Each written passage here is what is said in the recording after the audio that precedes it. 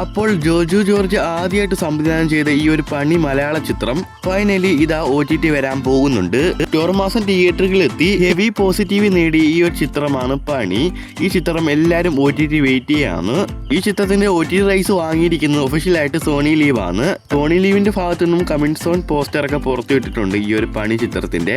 എന്തായാലും ജനുവരി 10-ാം തീയതി ഉള്ളിൽ സോണി ലീവ് വരെ പാൻ ഇന്ത്യ ഭാഷയിലാണ് ഈ ചിത്രം പണി OTT വരാൻ പോകുന്നുണ്ട്. ഒരു ആക്ഷൻ ഡ്രാമ സിനിമയും കൂടിയാണ് ഈ ഒരു പണി. ഈ ഒരു സിനിമ ഡിസംബർ മാസം തന്നെ OTT വരുമെന്ന് എല്ലാ റിപ്പോർട്ടുകളും പറഞ്ഞായിരുന്നു. പിന്നെ OTT ഡേറ്റ് നീട്ടി വെച്ച് ഇപ്പൊ ജനുവരി മാസത്തിലോട്ട് OTT നീട്ടി വെച്ചു. ഇതുവരെ ഈ ചിത്രം OTT വന്നിട്ടില്ല.